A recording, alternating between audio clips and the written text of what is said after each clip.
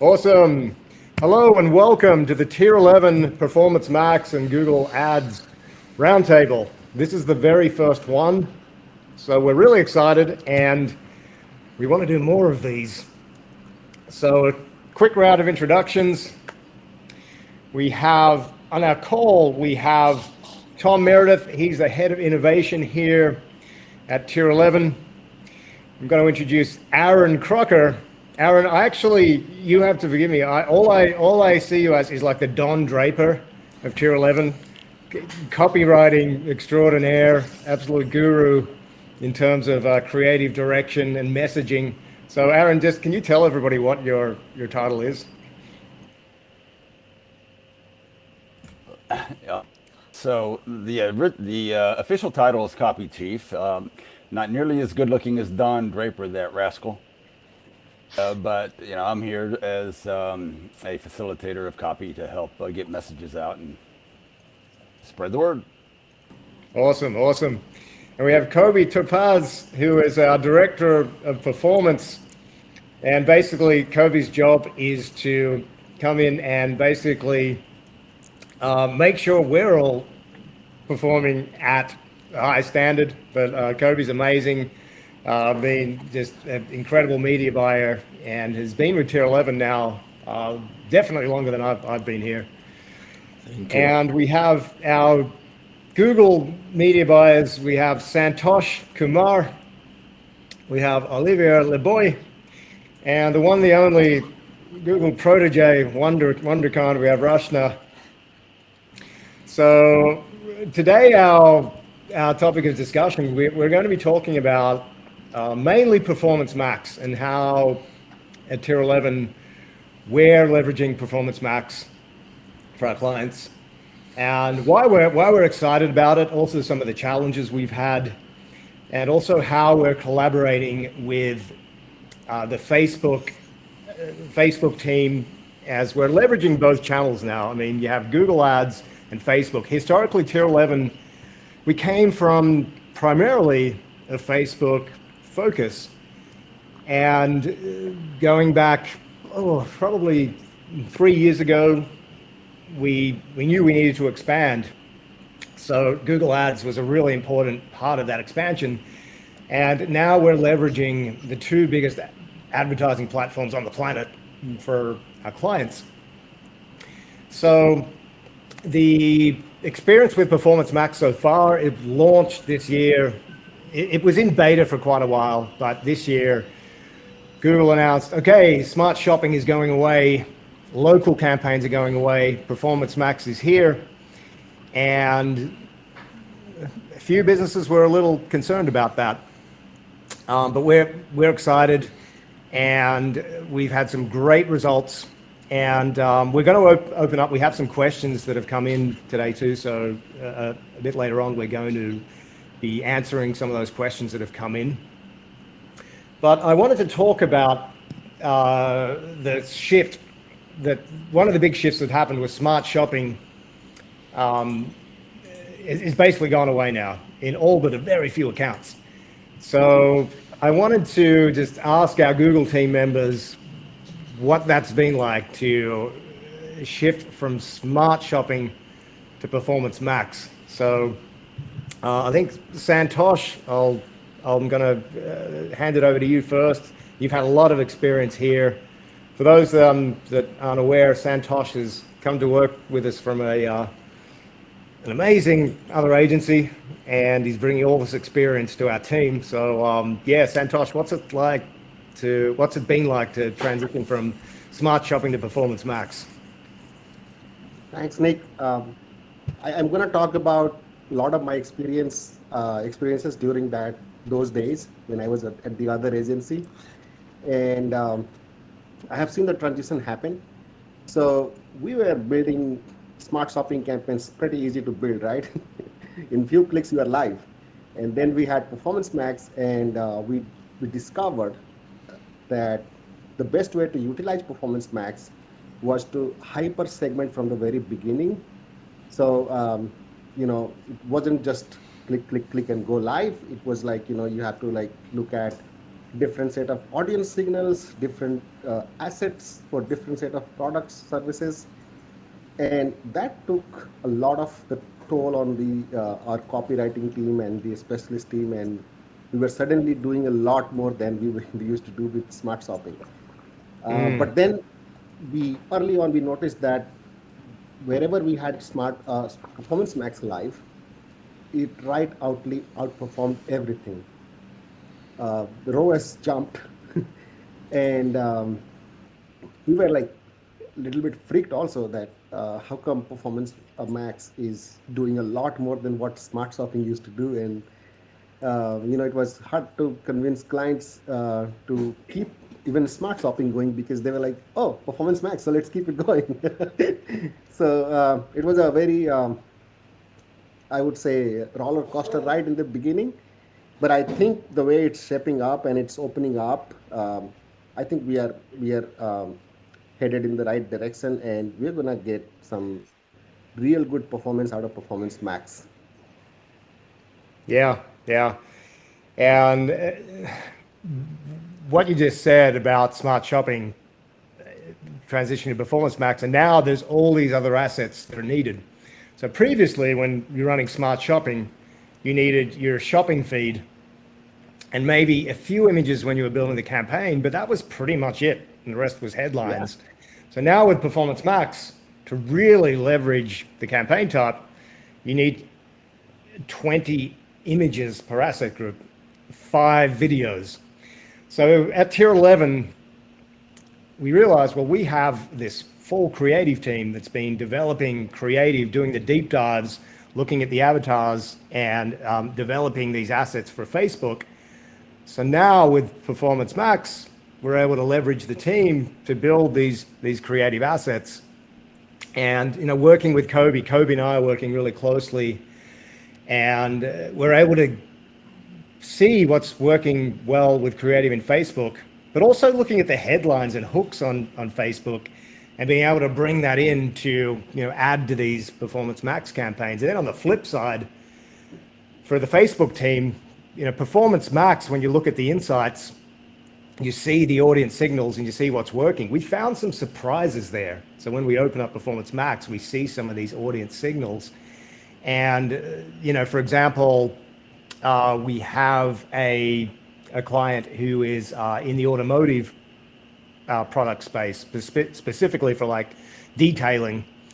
And then we see some audiences for like, rock music lovers, or, they're actually interested in motor parts as well, not just detailing.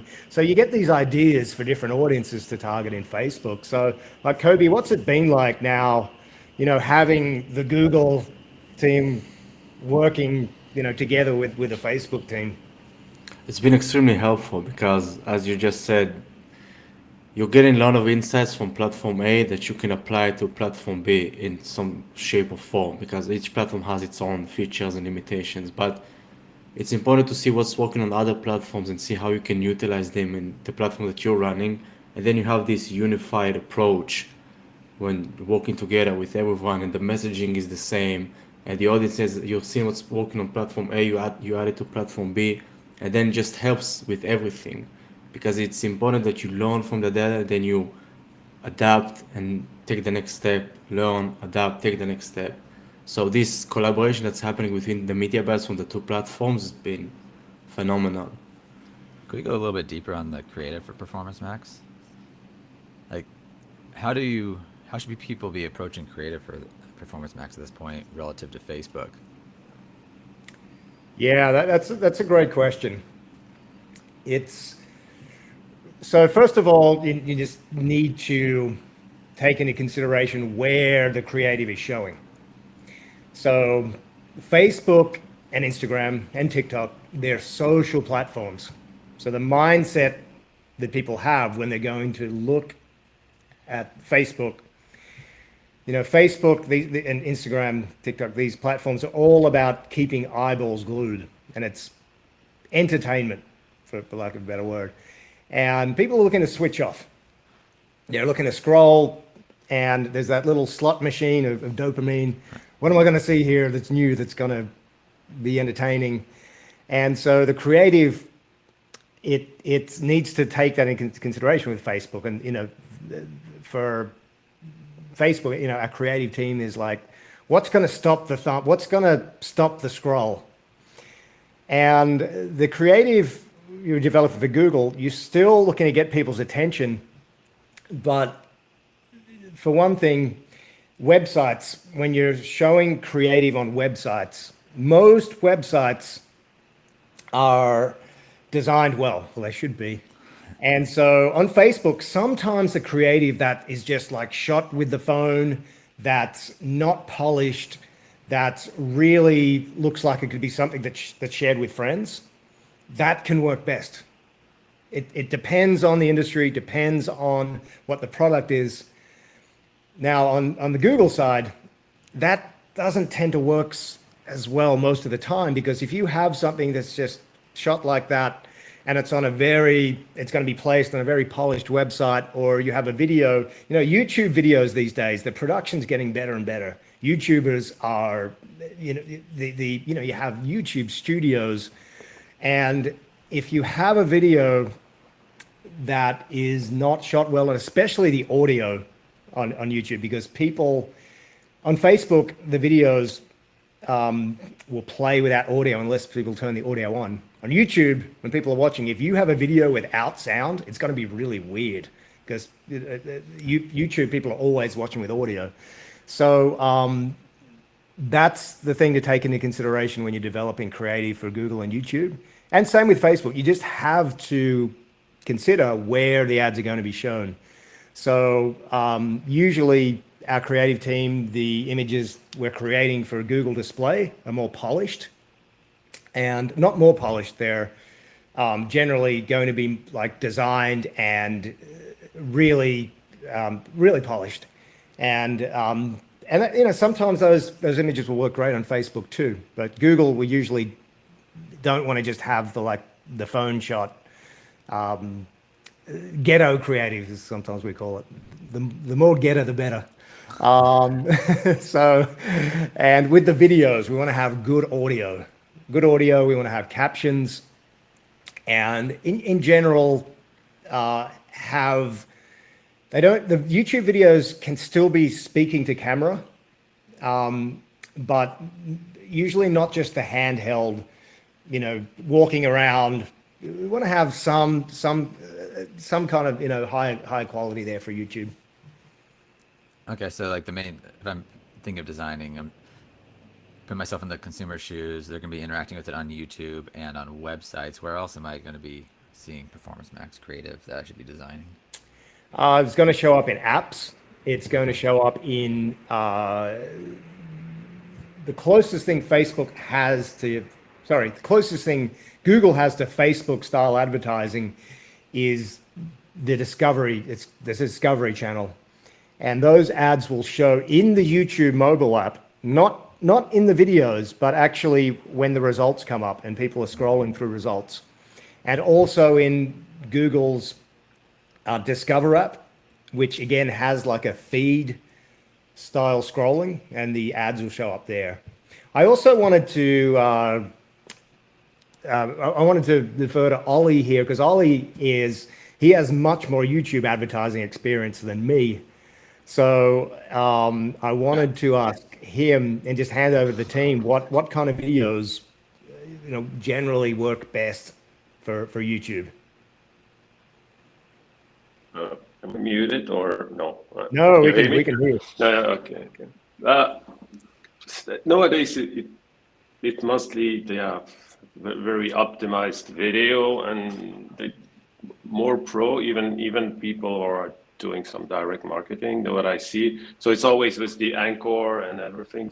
But from what I saw yesterday, when we talk about the visual like that, is apparently Google and especially in Performance Max, they're gonna propose more vertical video. So they're gonna transform the video now, and they're gonna transform into vertical. So maybe we're gonna see less polished video and more directly on the phone video, and maybe it can also convert. But I would see that more converting in, for example, when we have a customer that's doing a review, is opening a package and then doing a review. That's how I see it working better in Performance Max.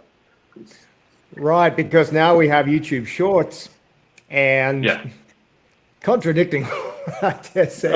But Yeah, I'm sorry. No, but you're absolutely right. We may see that these kind of creatives, like, TikTok, there's an explosion in TikTok advertising at the moment, and we're very heavily advertising in TikTok for our clients now too. And that kind of creative, the story vertical based creative, we may, we may very well see that, as you said, that start to become more and more used on through Performance Max and on YouTube, and those unboxing videos, like you said, especially for retargeting. That's it's a favorite creative there. We use to retarget if somebody's looked at a product or added to cart. We show the unboxing video, and really good point. Apparently, they have so now and working on would say an algorithm that it's going to change. So the landscape video is able to recognize and do a vertical out of it. Always, it's better to do our native one, but they're going to force it in a way, I think. So if you don't do it, they're going to force it. And that's what I see it. That's what I read, and that's what I think is going to. Yeah, absolutely. And one other thing I want to bring up, because we talk about how amazing Performance Max is, and it is, and it's going to get better. I mean, this is just the beginning, and this is what's so exciting. I mean, where it's headed, what Google has done. I mean, for a long time, when it came out, everyone was so skeptical. And I mean, me, myself, I was like, what has Google done? They've really lost the plot. They're just taking away all the control.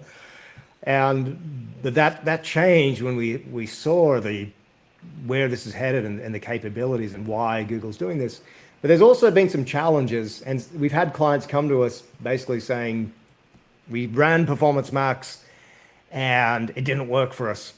And we've had to take a look, and we were like, oh, this is why, it was set up in a way. Google didn't really offer a lot. They offered some guidance and some best practices, but as usual, what Google says to do and what actually works, same with Facebook, what Facebook says to do and what actually works is often different. So Rachna, I just wanted to ask you, I know you've had some experiences where you've been able to turn Performance Max around, and some of the things the things not to do with Performance Max, particularly for some like e-com accounts or lead gen. We will talk about lead gen because that's something that we need to bring up about Performance Max. But yeah, what's your experience being there with Performance Max? Yes. So before I get out to the question that you've asked right now, I want to cover up what Tom was mentioning about the creatives. So Yeah. usually in Facebook, we have an intention like we'll start this sort of creative and move forward with it. So with Performance Max, what I've seen is like there is no such direction. So what you can do is like give 3 sort of creatives. Like if I give an example about e-commerce, that like I have this thing that I start with 3 types of creatives. The first one is just the picture of a product, right? The second type of creative, this is the mix that I put inside an asset group. The second type is somebody, let's say, holding that product, like a lifestyle imagery. The third type is like if it's in a use, like if I am selling, let's say, like how John Moran always gives an example of a wallet. I'm just going to give that example. So if I am using that wallet, that's like a third. So this is the mix of the creatives that is really good to start as an asset group of the creatives. Like we can always get confused where to start with. So that I wanted to add to that question that Tom had raised. The things not to do with Performance Max, do not touch it. Like always poking around, like I want to change this, I want to change this, and like so. Not being patient with it, because at the end it's a machine. You need to give that time that it deserves. So one thing is always don't touch it. And the second thing I would say, if you have a lower budget, do not start with Performance Max. So Mm-hmm. that's just like, always 200 a day is always required to start there. Um, Other than that, there are more things in terms of like just giving. Are we getting, sorry, are we getting some interference coming through here? That's on me. Rachna, can you just try muting your mic and then turning it back on? Is it me? That's better. Yeah, there's a button there for echo cancellation. Yeah, that's good. Okay, continue. All good. So yeah, so if it's not just like you put the dollars in and the machine would do magic for you. You have to give right directions. Just can't rely completely on the machines that they'll just get you throw the money in and the machines would get you 3 to 4 times of profit that you want. It's also the right directions, like the keywords you have to nudge towards the right audiences and things like that. So you have to understand the product, and then strategize, and then once and for all finalize everything that you're going to do. So yeah, that's everything I wouldn't do inside a Performance Max. Yeah, and this is the thing with Performance Max. It can be perceived as like, well, this is like a new top of funnel. Because we use a creative, it's like it can be perceived as this is a new top of funnel channel like YouTube and Facebook, when it's really Google Ads. It's taking every channel in Google Ads, and every channel is important. So you need to know your keyword strategy. You need to know what creative you're going to be using. You need to know your messaging, and that's why working with Aaron and the copy team, it all becomes important. So it's like you said, Rachna, if you have a smaller budget and other channels are working, say you're really strong in shopping and you don't have the creative assets, or you haven't run a lot of YouTube before, don't run Performance Max unless you have at least $100 a day for that campaign for Performance Max. Ideally $200 a day. So yeah, exactly. And who wants to talk about lead gen with Performance Max? Even Google doesn't want to talk about it. Even Google, that's right. Google has an embargo. You ask the Google reps, hey, can we talk about the issues with lead gen? And it's like they have been told, don't go there. But we can go there because we're not Google. We've seen examples like where it has worked, like while every Absolutely, yeah. person is talking about how lead gen for Performance Max is not, but we have seen exceptions where it is working. Yeah, that's right. And I think I'm just going to open up because I have a question here we have one question from Halika, and okay, great, here it is. This is a question from John. Question for the PMax team. Hey, John, how do you stop spam lead generation responses as well as make sure ads show in the correct geographic location? We've spent $300K on PMax campaigns in the last 7 months. Wow. Yeah, that's a good amount of spend in the US and Canada for local-based lead generation, usually targeting within 20-mile radius around a city. However, we continually get spam responses from hundreds of thousands of miles away, as well as from foreign countries. We've learned to exclude all US states we're not advertising in, as well as a growing list of over 200 foreign countries that Google Analytics shows we're getting leads from. We also select the geographic option for people in an area, not people interested. Yet we continue to get our ads shown all over the world. How do we stop this and make sure ads are only showing? Okay, this is a long question, but that's fine. Our lead generation form requires a real person answering 7 questions, which includes 4 questions on 4 separate panels. So all this is done to eliminate bots. We continue to get real people who are obviously fake, wasting our time. Okay, how do we stop this? Hey, John, this is the question. And to be fully honest, there isn't a guaranteed answer right now that we found. Now, we have made a lot of progress. I can actually hand over to Tom here because he and I worked on this for our own advertising here at Tier 11. And there was some time spent, serious time spent dealing with this because we had the same thing. You know, we have our lead channel coming in our internal Slack, and you know we had like leads coming in like Mike Tyson, you know, annual revenue for the company like you know 3 billion, and it was like these kind of forms coming in, and obviously they were fake or just people smashing their hands on the keyboard. So Tom, what you know, do you want to talk about this? Yeah, I'd say the first thing is to not. The problem isn't that you're getting a lot of click farm leads. The problem is that you are teaching Performance Max to optimize your click farms, and that's like that. So if you approach it from that angle, hold on, I have to take a call real quick. I'll be right back. Okay. No worries. Yeah, well, Tom will come back and he can talk about how we address this. But that's what he just said there. That's the issue. You know, Performance Max is a learning machine, and we should too. I mean, clarifying this, the problem is it is within Performance Max, but the problem is the display portion of Performance Max, because that's how this is created. There are these click farms. We found that our click farms traffic was all coming from Bangladesh.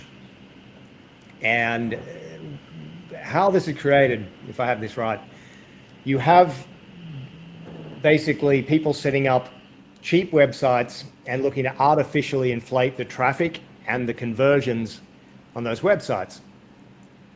So it's very easy to do that and just get a team of people in a room and watch that website and look at the ads that show up there, click on the ads, go and fill out the forms and just do that all day. So that's why, even though, John, you have all these different steps for the form, these click farmers are getting more and more determined. So they're going to go through every step of the way. And if they can do that for free, and this is why with e-commerce and sales, this doesn't work, because they don't have the resources to go in and buy products. They've got to do it where the lead is free. And it turns into what we call the optimization cycle of doom. Performance Max sees this event, because that's all it knows. It's a machine. It sees this event triggered.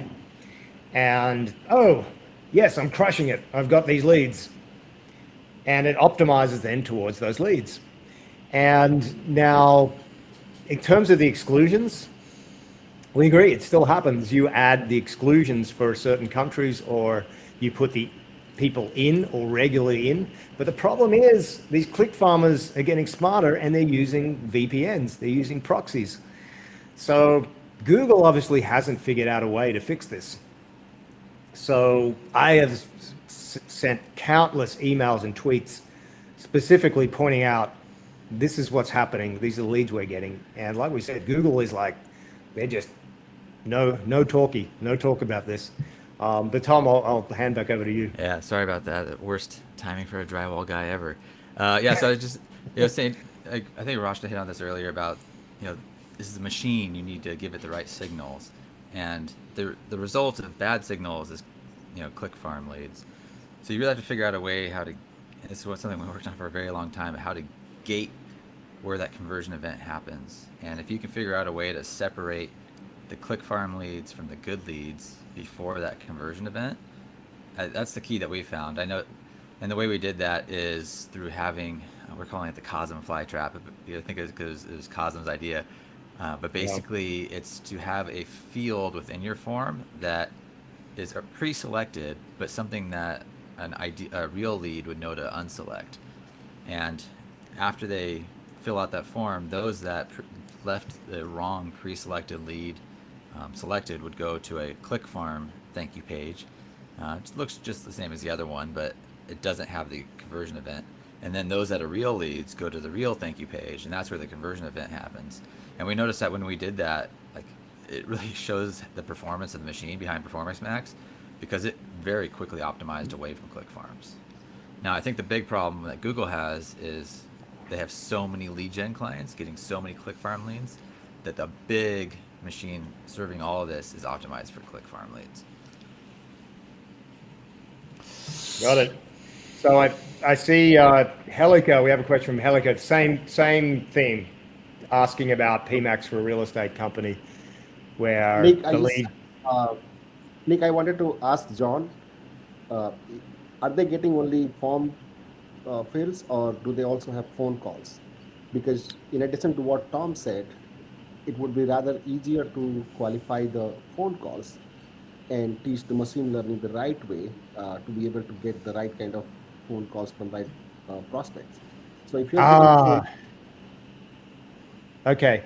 So I don't think we have live chat set up, do we?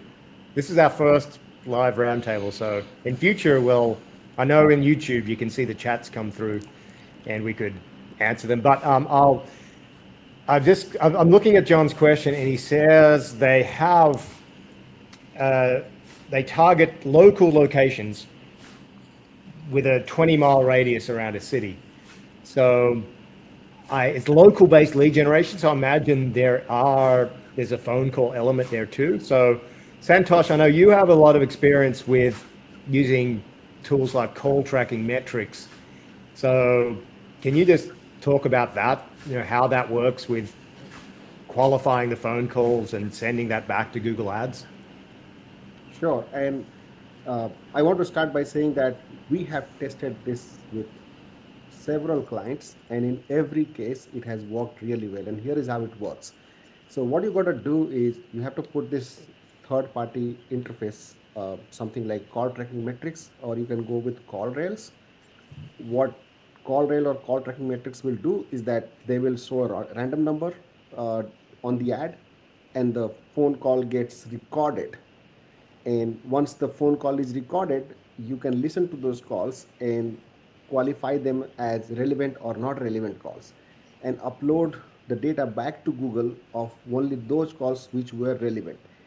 The usual practice on Google Ads is that you qualify the phone call as a lead by the length of the call, like 60 seconds. Now, not every 60-second call is going to be a lead, right? It's the content, it's what the caller said on that during that 60-second matters the most. And we have tested this very successfully. And I think there is a good case here. If you are getting phone calls, you should be using a third party tool, listen to those calls and start rating them and uploading them back to Google Ads. Something like call tracking metrics can automatically do it. All you have to do is just go in the interface, listen to the calls, give it a rating between 0 and 5 stars. Don't go with 1, 2, 3, 4 stars, because those mean nothing. It's either a relevant call or not a relevant call. So once you start qualifying those calls, you will see that your lead quality, phone call quality, which is the phone call lead, starts increasing in quality. And I think if it is a mix of phone calls and form fills, what you can do is give a higher conversion value to the phone calls, uh, keep the conversion value low for the form leads. And that way, you're teaching the algorithm that, hey, go for the, I mean, assuming that qualifying the form leads is going to be difficult, right? But I think Tom has already given a template. And yeah, with these two solutions, I think you can turn this around. Right. Yeah. Great points. And especially, if they're local campaigns, then John, I hope that this has been really helpful. And believe us, we are watching lead gen like a hawk, and Google's going to have to fix it in terms of the form fills. But for the phone calls, I think, Santosh, would you recommend call tracking metrics? I would, because we have been using that at Solutions 8 for, I think, good 20-30% of our clients were local businesses. So, Yeah. and for all of them, we used call tracking metrics. We actually had a team listening to and rating the calls. That's how seriously we took it. So you can imagine if it was working, therefore there was a team doing this. Yeah. Yeah. Okay, we have another question here from Jellica. I hope I'm saying your name right, or Helica. And it's an e-commerce question. So this is a really good question. So she's asking, is it reasonable to have a search prospecting campaign and a PMax campaign for the same product and landing page running at the same time? So she's asking this, the search campaign is not converting well, but PMax is converting well. Does PMax cannibalize search campaigns that don't have an exact match keyword? And is it better to turn off those search campaigns and not spend the money in vain? This is a really, really good question, and it's really relevant to how Performance Max behaves. So who wants to answer this? I think we're going to have some good answers here. So Rachna, I can see. What I want to ask was like, what are you testing? What match type are you testing with that non-brand search? Yeah. So again, I don't think we have the live chat enabled. I might be wrong. So if you are in the YouTube live chat and you're asking questions, we're not seeing it. Apologies. We're gonna get this figured out. The more we do these, but we can't. I can't see any live chat at the moment. Hey, so I can copy Actually, paste. we I can't see them if see you want. it. Yeah, Yeah. I see them on the link. Yeah. oh, okay, great. So we can get answers to questions. The So if we live, ask back, yeah, the can live somebody YouTube link- be the messenger for me, the dummy who can't see the questions, see Okay, the answers? Nick, we've over in the chat here in the Riverside here, we've put some of the questions in the live chat in our chat here, private chat. So Oh, you should great! be able I to see them I now. see it. See it. Yeah. Okay. Oh, fantastic. Okay. But Now, there are only two scenarios. Would be is like if you're doing broad with non-brand search, and if it's not working, then I think it's worth testing with another match type like phrase and exact, and then see how it does. Because the match type matters. Like what Google has also mentioned that if the exact match is there, then a non-brand search is going to win over Performance Max. So I think it's worth testing to change the match type and then run it along with Performance Max. So yeah, that So it's- would only depend if what match type they're already doing. okay, yeah. You can also have performance like cannibalizing the campaign with the branded keyword, which is also a problem. So it depends if she had a search campaign also based on branded keywords. It can happen also because she said it's performing better in the Performance Max. Sometimes Performance Max focus more on the branded keywords. So, Yeah. Well, search categories would tell you what's the search volume for each category and is it the top 5 related to the brand. Right. Yeah, that's a good point. So Yeah. Helica, if you open up Performance Max, go into Insights, scroll down, you'll see Search Insights, and you'll have the search categories. It's kind of hidden, but then you can open up those search categories. You can see the keywords and the keyword themes that Performance Max is targeting. Sometimes that's all brand, which means that Performance Max is going after brand searches. And ideally, we want Performance Max to be going after like outside of brand search, because brand searches are easy to convert. So this can happen sometimes if you have a target ROAS that's too tight, because then Performance Max is going to play really safe. And also, we found if you have too many, despite Google's recommendations, if you have too many asset groups with customer lists, website visitors, etc., it's just going to look at this pool of people who are really warm and hot traffic. And what we want to use more in-market. We want to use more in-market audience signals, affinity audiences, keywords, non-brand keywords to get Performance Max going out and acquiring new customers. So hopefully that answers the question. And with search campaigns, Performance Max is going to cannibalize over time. It's if you have a non-brand search campaign that's running and Performance Max is going to learn from that, and eventually it's just going to take that traffic. Now, if you still, what we usually see though is spend decrease. So if you're still spending on that non-brand search campaign, try pulling back on the budget and tightening up on the keywords to phrase and exact rather than broad. However, I know Santosh, you've been running some broad match keywords alongside Performance Max, and those campaigns, you call it broadimation, and those have been working well. So the answer is, like so many things with Google Ads, it just depends. You need to test what's working. But if you're just spending and you're getting no conversions, then yeah, tighten up on the keywords, pull back on budget. If Performance Max is converting, then let Performance Max get those conversions. Okay, yeah, Santosh. There is another aspect to it.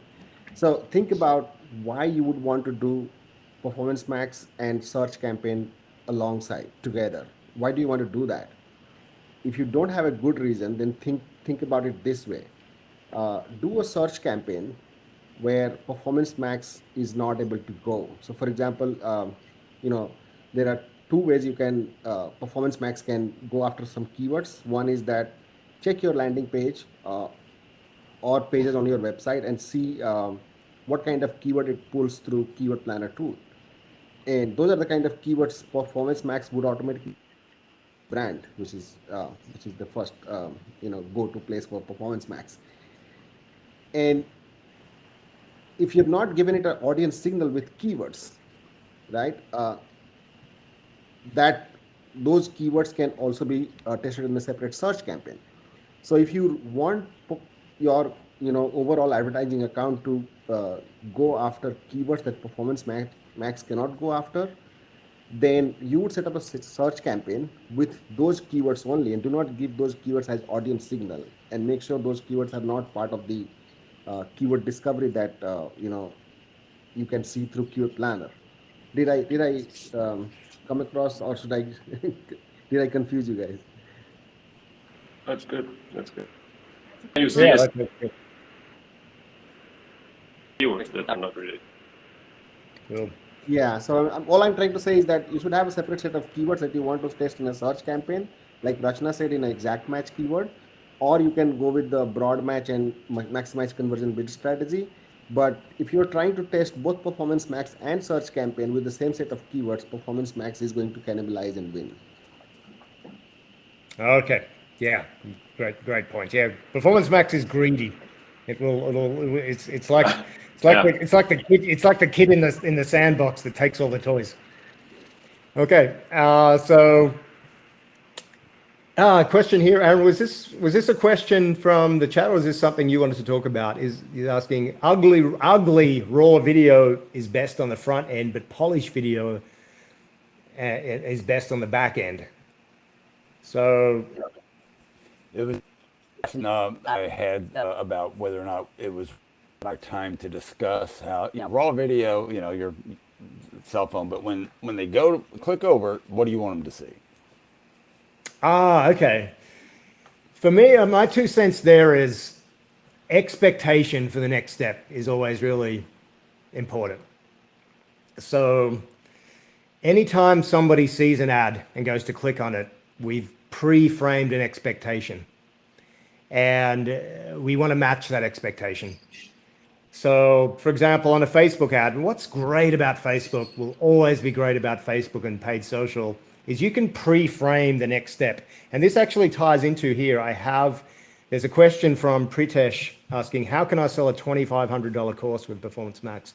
Can I drive the traffic to a sales page directly, or do I have to use a lead magnet funnel?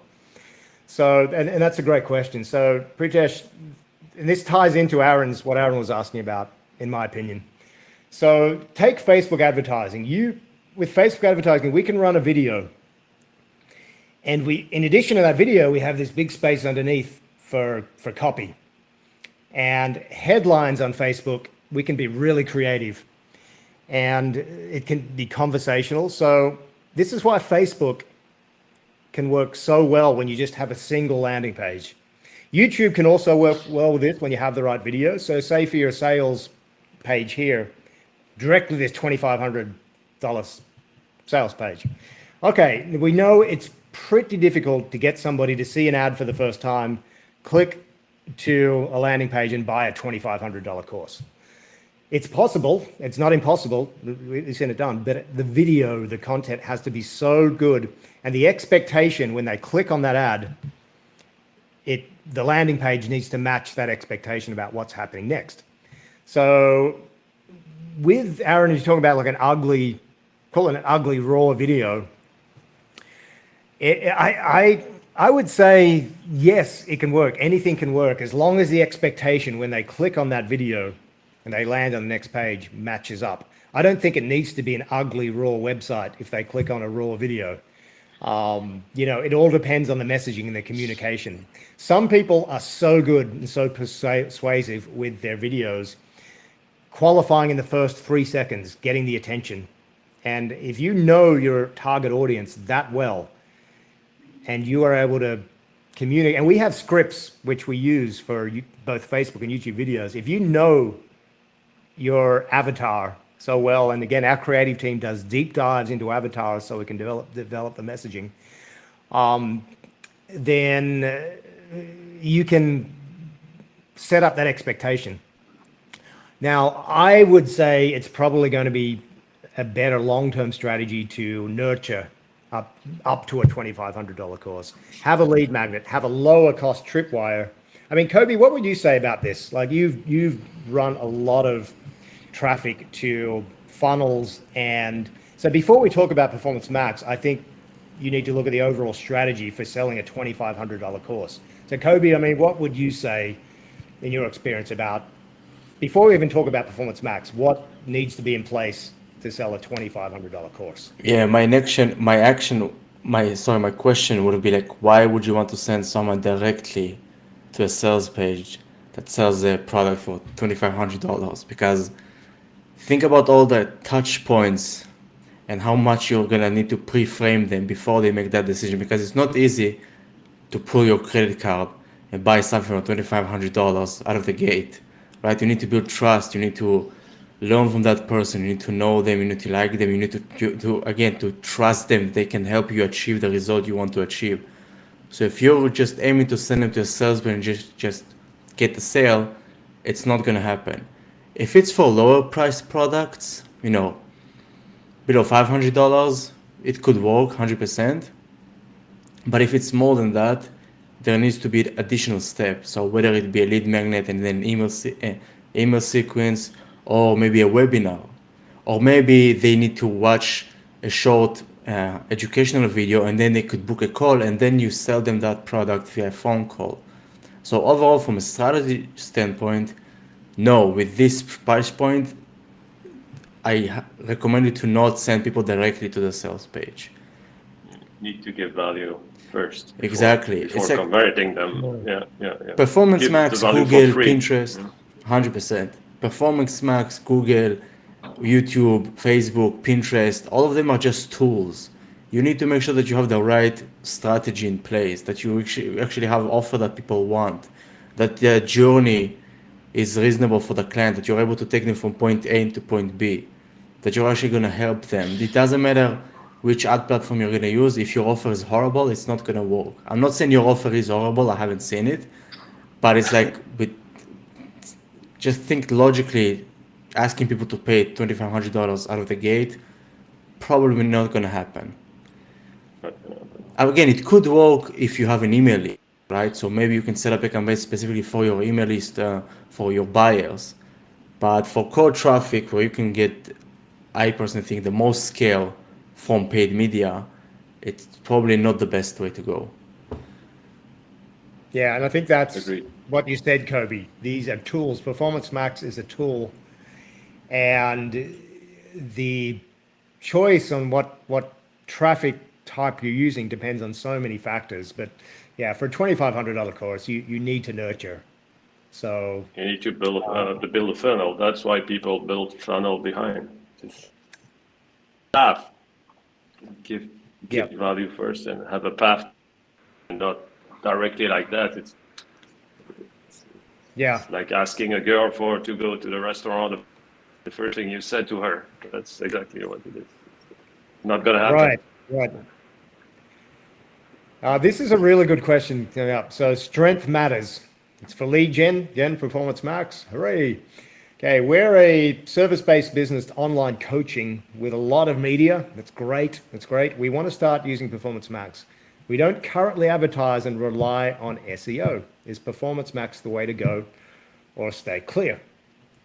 And this is such a good question because it's similar to the last one. And it really, again, it's looking at the overall strategy first, knowing your customers. And if you have a lot of media, here's the good thing. If you're relying on SEO and it's working, that's fantastic. Because one thing, here's what Google should have said and should say to everyone before running Performance Max. Google likes websites. And Google's whole business model has been built on indexing the internet, indexing websites and rewarding good websites with good SEO. Because at the end of the day, just like Facebook wants people to stay on the platform and keep their eyeballs there, Google wants people to keep going back to the search engine, that little white search bar, and solve their problems by searching.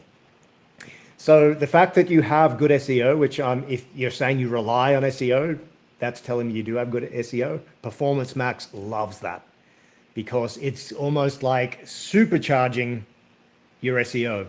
And like Google's watches everything on the internet. So it's going to watch the journey, how people find your site. We have some clients and we've discovered through Performance Max that Google is pushing paid traffic to their blog posts, and those blog posts are generating up to, Rachna, what was the percentage of conversions for one of our clients? That was 60% like conversion 60%. from blogs. And it's incredible. So we were entering as the URL destinations, their sales pages, but then with URL expansion, when we saw where Performance Max was pushing the traffic, it was pushing them to these blog posts because it was seeing that that was the top of the funnel. And that's how the customers were finding the business. And we were able to see what particular blog posts Performance Max was driving to. So you're going to get some great insights there. Now, the thing is, you're lead gen. So this is where you, without knowing how your lead gen forms are set up, you could be at risk of attracting the click farms. The way there are strategies to get around this, the fly trap, as we talked about. Big shout out to Solutions 8, by the way. Carson and John over there, those guys are just amazing. We work very closely with Solutions 8. You know, Ralph, if you listen to Perpetual Podcast, he and Carson host the podcast there. But that was, their invention, the fly trap. So if you look for our Twitter, we can post some links here. Tom's got a great Twitter post about the fly trap. But the other thing you can do if you're a lead gen is you can set up offline conversion tracking. And what that is basically setting up, I don't want to get too technical here, but if you have a CRM where somebody, like they're a lead, but then they reach a point where they become a customer or they're qualified, you can send that data back to Google. So you're teaching Google the signal of what a qualified lead is. And that way, again, as Tom said, you're not optimizing for this cycle of doom where Performance Max starts going after the click farms. But I would actually say don't start with Performance Max. Start with, if you have a lot of media, and strength matters if you're like a strength training online coaching, I would actually say start with Facebook and then start with YouTube. And because with search, okay, people are searching for online strength coaching, great. They're already finding you through SEO, so you can accelerate that with paid search. But I wouldn't start with Performance Max there. I'd optimize these other channels and then add Performance Max, especially, setting up offline conversion tracking. But I mean, Kobi, so for online strength coaching, what kind of content would you recommend there for Facebook and paid social? I would start with a deep dive first to see what my audience is interested about, and then I would see what currently do I have in my program that I can provide as a free value. And then I use that as a blog post or as a lead magnet to get those people in. Yeah. Awesome. Response from Pritesh. Thank you for your feedback. I understand the importance of building value. My client is insisting on running ads against competition branded keyword. Oh, competitor campaigns. Who wants, any of the team want to talk about competitor campaigns? Ollie, I know you've done some competitor campaigns in some of the most competitive niches. Yeah, but still competitive campaign. He's still so okay if he got the right keywords from his competitor, but his competitor Before we maybe go they on, have a funnel.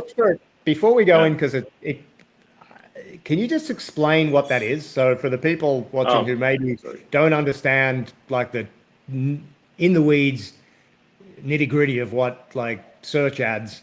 So can you just explain what a competitor campaign is in search? Yeah, basically, let's take a city in Los Angeles. I have 5 competitors, so I'm going to search for the name of my 5 competitors, either on paid ads or on organic. I'm going to search for them and some keywords also. So everything about their brand, and I'm going to bid to those keywords. So basically, like AZ is selling, tires. I'm going to bid on the keyword AZ, and it's going to go to my website. So I'm going to try to get his client to my website and sell him tires and stuff. But still, I'm trying to steal his client, basically, on Google Ads.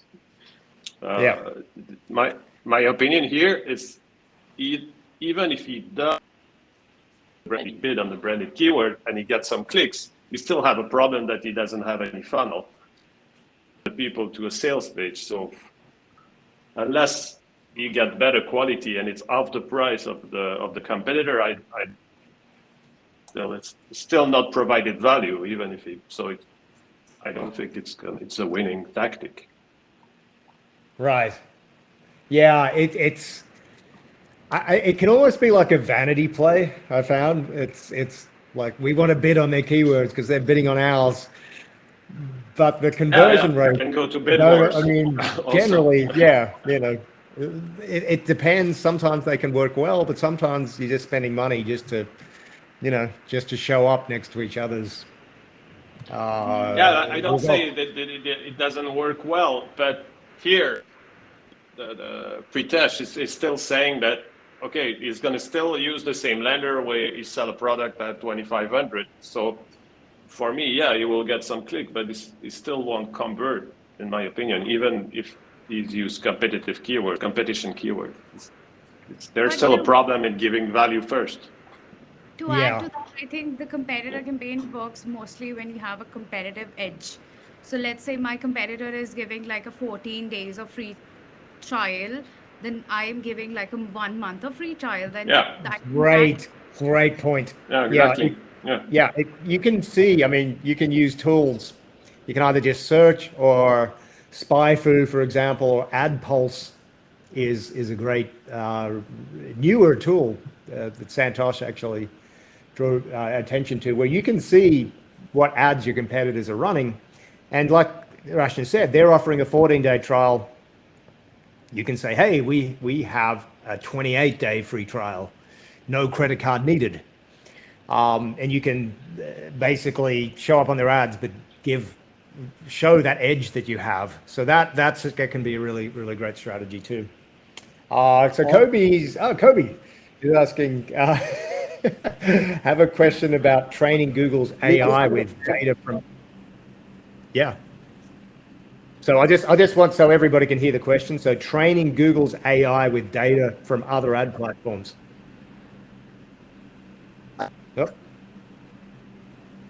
Santosh, you're breaking up. We'll come back to Santosh. Santosh will come back, but Kobi had something he just wanted to talk about with the data from other ad platforms. Yeah, so we always say that you launch Performance Max for lead gen, and then you need to use Flag Trap and do all these tricks to train the algorithm, right? to get those qualified leads. But my question is, what if before we start running Performance Max, we place the the Google Pixel where we want the conversion to happen, and then because we're already sending data from Facebook and Pinterest, for example, and we know we're getting those qualified leads, Google's Pixel already is on the page. Will it collect the data, or do we have to have a Google campaign that's running and then the system is actually engaged?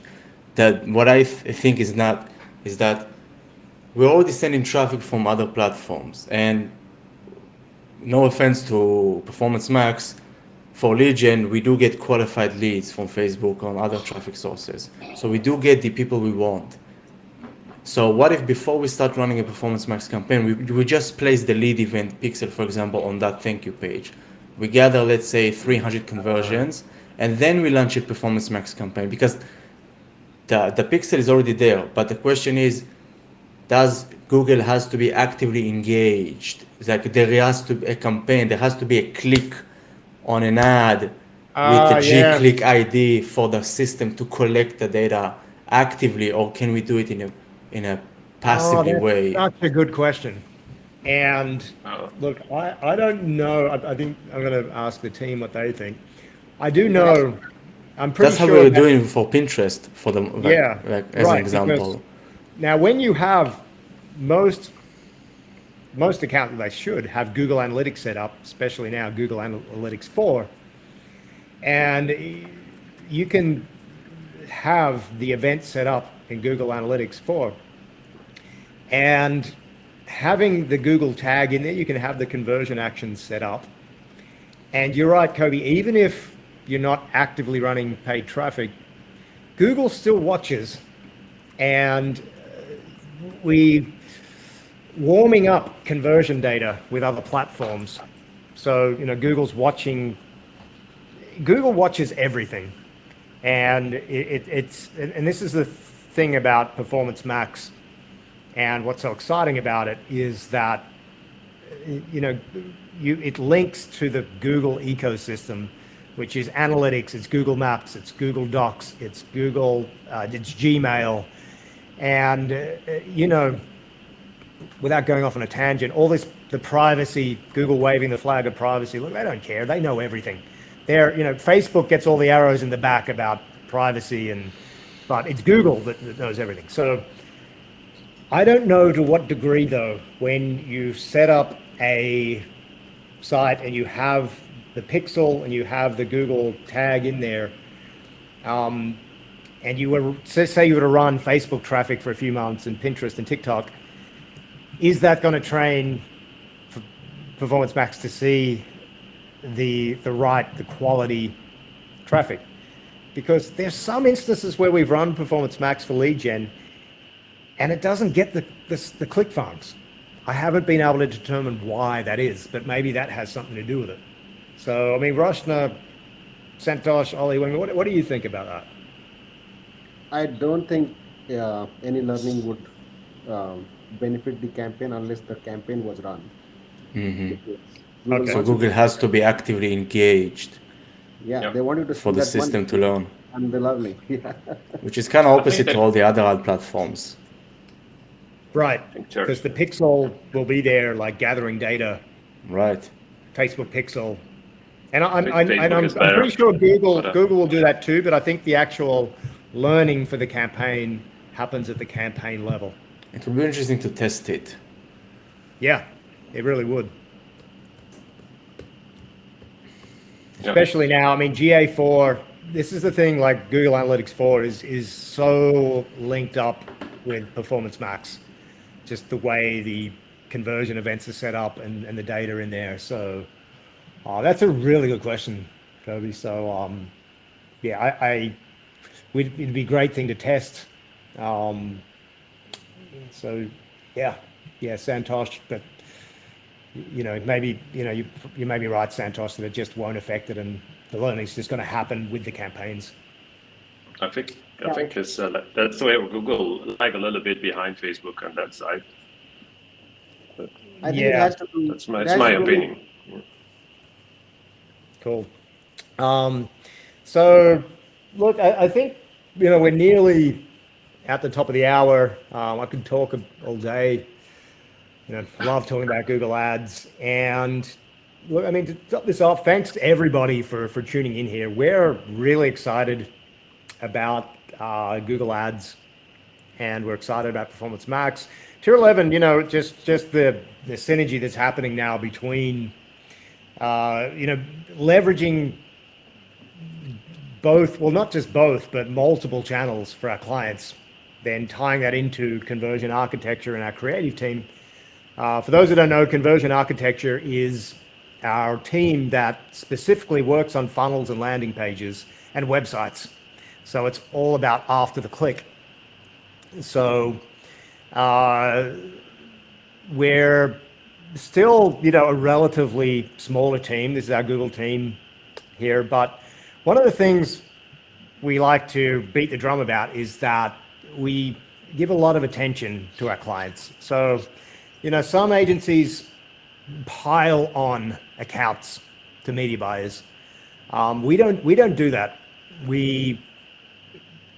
Our clients at Tier 11 are used to having full strategy, having access to us, being able to discuss the strategy. And one complaint we've had from clients coming on board to us in the past is they said they just felt like a number. So that's one thing that here at Tier 11 we consider ourselves that's different about us.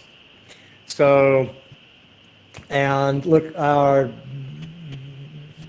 sales announcement here, but look, and our Google team, we are as we're growing as a Google Ads agency, and our fees are increasing soon on Google Ads. But if you're interested in talking to us about managing your Google Ads, not just your Google Ads, but also working with you on your entire strategy, and if Google Ads is the right fit, the right place to start, or you're already running some other traffic and you want to add Performance Max and Google Ads, you can actually lock in our current prices before they go up. And the prices actually increase today. So you can contact us. Aaron, what's the best way for people to contact Tier 11? Just respond to hi@tier11.com. So it's just hi@tier11.com. Yep, that's the easiest way to respond to us. Otherwise, out some emails if they're on our email list. Then check your email. We have links available in there for you to readily click. And so, for those of you guys listening, this is a superstar team. I mean, we're talking about the major leagues, right? And media buying at a fraction of the cost that you'll spend somewhere else. And if I'm so bold, that the teacher to student ratio you get here, find it anywhere else. And so it's our early stages doing this, and we could not have started better. Thank you all to you guys, expertise, take over the world, and I'll back over to you, Nick. Thanks. And I've just had one of the team here put in we have a URL here for Performance Max. If you go to tier11.com, you spell the 11. So TIERELEVEN.com, and then /Google-Performance-Max. We have some more info on Performance Max there. And we're going to be doing more of these. I found this really fun. And, we're going to have I need to get set up so I can see the questions in the chat, and we get more used to doing these lives. But this has been great. So, Nick, Aaron, before we jump, let's just do a quick round table. Your best tip for Performance Max that you have off the top of your head. Okay, great idea. Who's going to go first? Rachna. Just proper researching about Performance Max, not relying on the machines to do everything for you. lead gen, offline conversion tracking, everything top of my head. That's it. Awesome. Santosh. My best tip is that Performance Max might sound like an easy package, 6 platforms into one. Press of a button and you are live and you can do it yourself. Don't try that. You need somebody like us to manage it. I'm going to say that too. And, a few years ago, I would have said to most business owners, you can learn to do your Google ads yourself and then, come to someone like us when you need to, free up your time. I don't say that anymore. This is not, Google ads has not gotten easier. It is not getting more user friendly. So yeah, great point, After Santosh. Performance Max, I think it's the worst time for any business owner to learn it and then apply it because it's not easy. Absolutely. Yeah. Amazing. Yeah. And Ollie.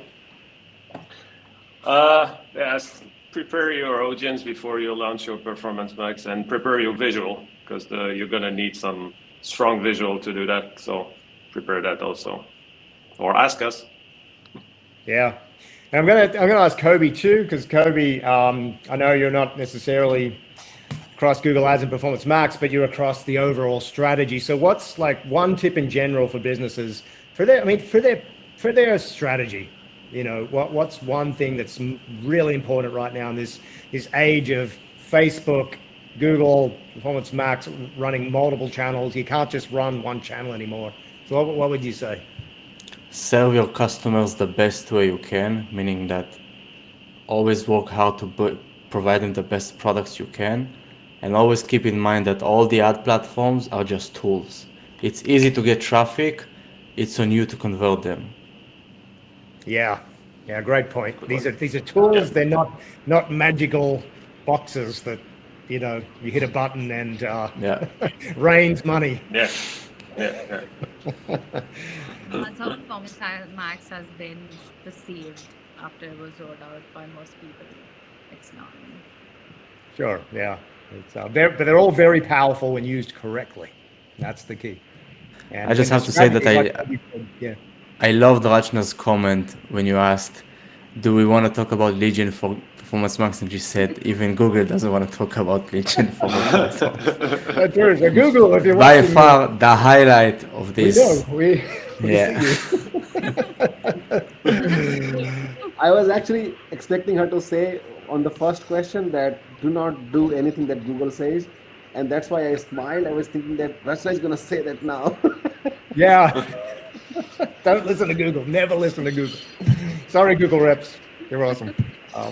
Anyway, I think this has been really fun. So we're going to be doing another one really soon, and we'll announce it. We'll send through the time for that.